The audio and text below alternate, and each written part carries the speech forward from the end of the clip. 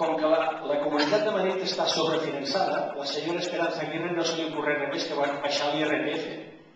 Clar, una rebaixa de l'IRPF d'un 15% amb un matrimoni els hi suposa 444 euros al mes. Clar, 444 euros al mes pot ser la solució de la guarderia o pot ser una ajuda molt important.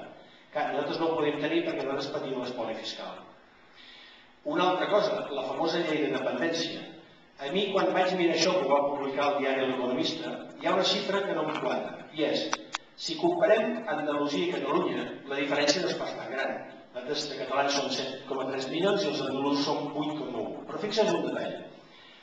La llei de dependència a Catalunya només li han concedit a 54.000 persones i a Andalusia els donen a 151.000 persones, 3 vegades més. Però no són 3 vegades més de ciutadans. O aquesta també. Resulta que donen al Ministeri de la Vivenda una renda bàsica d'emancipació que són 200 euros per jove. Molt bé, si es volen emancipar, es demanen. Fixeu-vos aquí, quasi tothom està en el 70% que ja han cobrat, excepte Catalunya, que no arriben a la meitat. O sigui, els catalans s'han quedat 20.000 joves sense ajuda.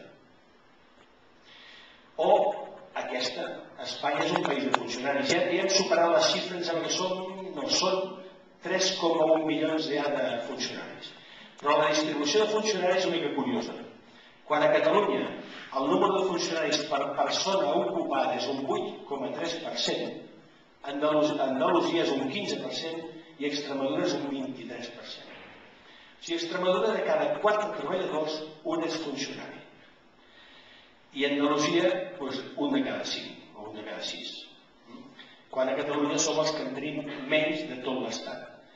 I amb un agravant, es van traspassar 4 ministeris, es van traspassar les autonomies, que són els ministeris de Cultura, Sanitat, Igualtat i Ensenyament.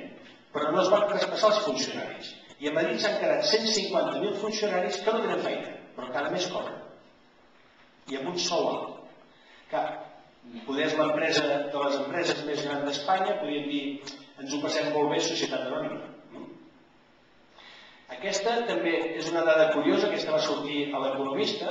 Resulta que el famós PER, que és l'ajuda agrària, a Espanya es declaren que hi ha 95.000 aturats del tema agrari, però cobren 158.000 persones.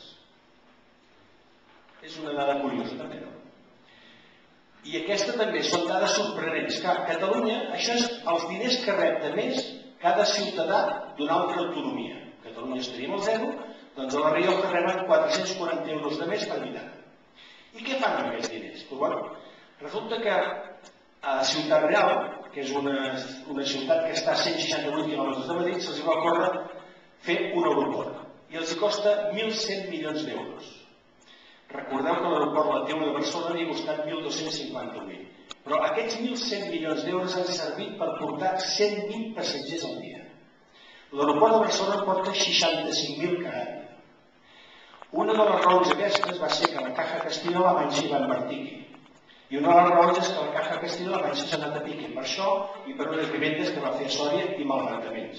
I l'Estat hi va tenir que injectar 9.000 milions d'euros. O sigui, hi ha calés per segons qui, però no hi ha calés per segons quins altres.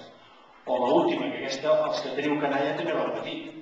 Els portàtils han sigut gratuïts a tot Espanya, excepte a Catalunya, que són de copagament, s'ha de pagar la meitat. Aquesta també és una altra vergonya que hem tingut de patir. Fa un any, vosaltres vau veure els diaris, jo soc del sector industrial, Nissan és un client que tinc. Nissan va tenir que fer un acomiadament perquè li van baixar les vendes. Quan va fer això, que va anunciar que acomiadava 1.200 treballadors, el ministre Sebastián va córrer a París a reunir-se amb els de Nissan Renault. Però només van a parlar de 2 plantes, la de Palència i la de Valladolid. I de la Barcelona Salamanca no va parlar. I al cap d'un any, fa un mes, resulta que els hi donen 500 milions d'euros a les plantes de Valladolid i Palència, oblidant la zona franca de Barcelona. Abans he dit que havíem de ser tots iguals davant de la llei. I aquest, ja per anar acabant, aquest és un altre espoli que pateixen els nostres jubilats.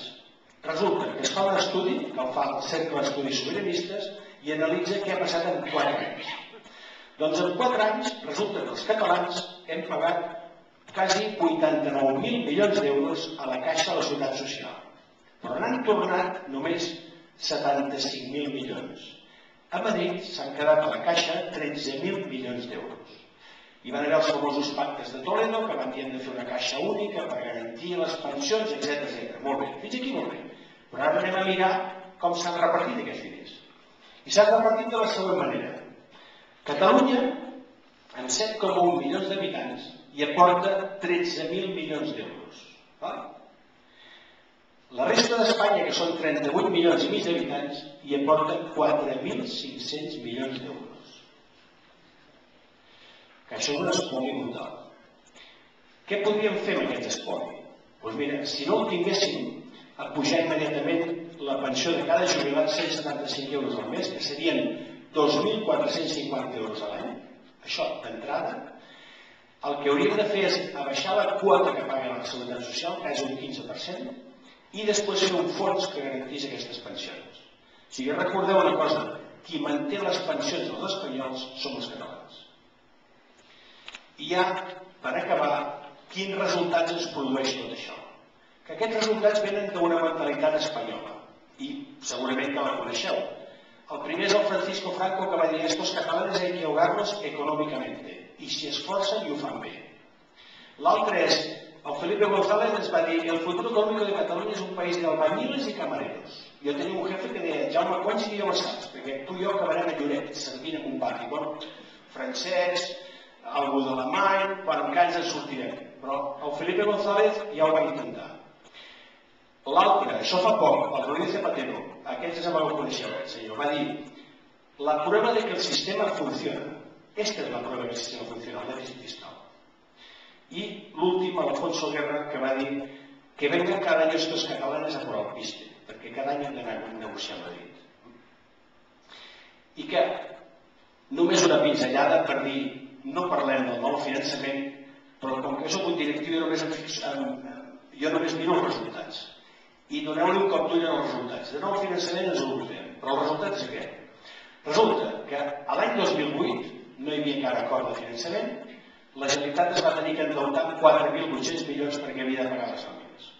Ara que tindrem acord de finançament aquest any, el 2009, el nou acord de finançament diu que l'estat espanyol ens donarà 2.100 milions d'euros. Molt bé, amb un espoli de 22.000 milions. Però resulta que la Generalitat aquest any s'ha tingut d'endeutar per 5.000 milions d'euros. I el pressupost de l'any que ve, que ja va presentar la Generalitat i ara s'està discutint al Parlament, resulta que presenten que amb el nou sistema de finançament rebrem uns 2.700 milions d'euros, però la Generalitat pressuposa, ja ho ha pressupostat, un dèficit públic de 6.400 milions. Si algú diu que el sistema de finançament funciona, jo li dic que aquest resultat no funciona. Si això fos una empresa, ja hauria tancat. I una pregunta que a vegades sempre em faig, i és dir, a qui pertanyen els impostos dels catalans? Hi ha una dada curiosa. Resulta que si agafem el llindar de la pobresa, el llindar de la pobresa diu que és el 60% del sou mitjà d'aquella regió. Nosaltres, els catalans, sota el llindar de la pobresa, que està valorat en 5.850 euros a l'any, i tenim 1.100.000 persones sota el llindar de la pobresa, els mateixos habitants que té Extremadura. I en tots els índexs internacionals, si us hi fixeu, i econòmics, Catalunya està perdent posicions, any rere any.